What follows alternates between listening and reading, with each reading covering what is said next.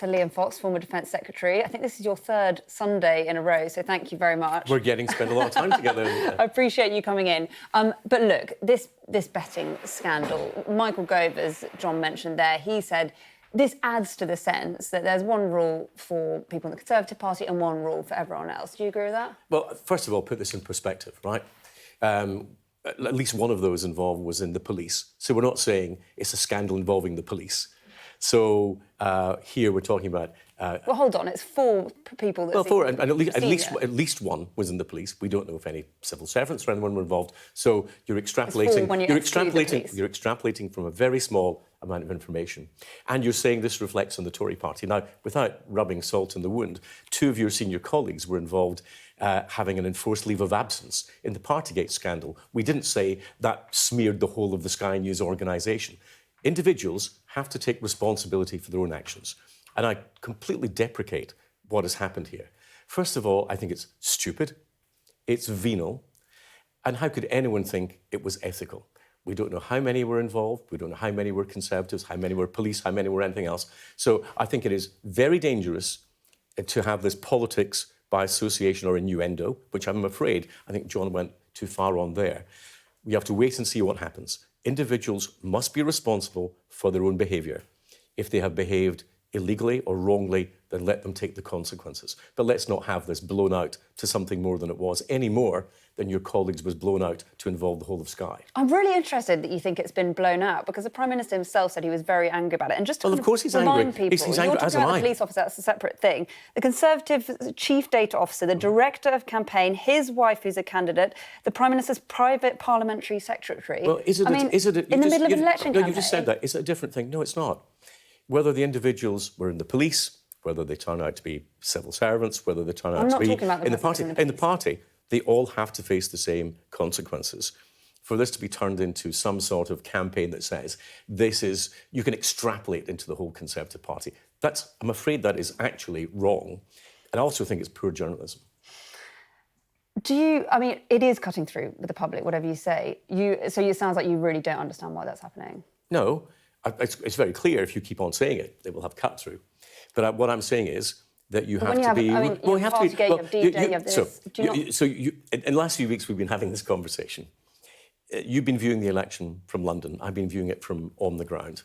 On the ground, people are saying, why are we not talking about the big subjects? Why are we not talking about security? Why are we not talking more about long-term care? Why are we not talking about the things that affect them? Up. No, because this is an easy, I'm afraid, lazy way... But Rishi Sunak stood on the steps of Downing Street pledging integrity. He said he was going to clean that up. He said, exactly, and he said this week, people who are found guilty of this will be booted out the Conservative Party. That's fine.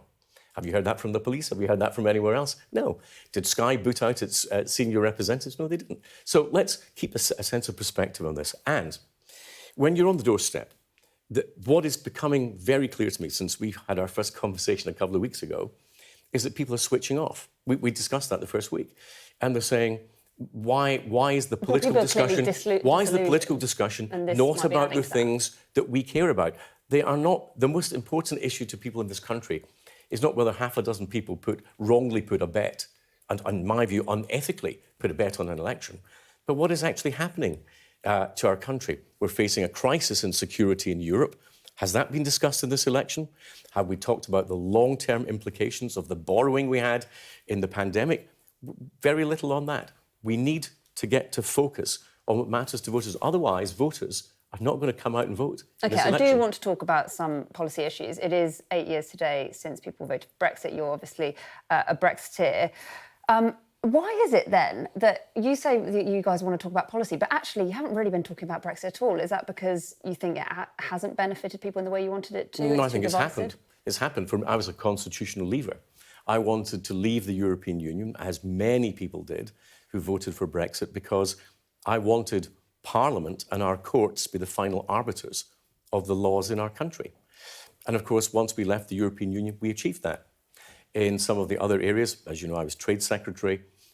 We have, since Brexit, overtaken France in exports, overtaken Japan in exports, overtaken the Netherlands in exports, to become the world's 4th biggest exporter. Interesting that you say that, actually, because our economics editor, Ed Conway, has looked into this, And he found that we were the fourth biggest exporter before Brexit in 2020 and 2013 and 2014. In fact, that's the average position that we were at in the last decade. So that's got nothing to do with Brexit. It's not really. We have since we voted in the referendum in 2016, we have overtaken those other countries. So it is. I'm not sure that's quite we were predicted, of course. Well, let's remember this. Before Brexit, what were we told? Unemployment would rocket. We've got 3 million more people in employment than we had in 2010. That we would face a recession. We didn't. We've got lower inflation than the Eurozone average.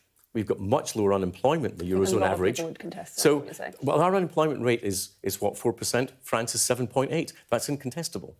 So all these arguments about how dreadful Brexit would be didn't happen, and we've done.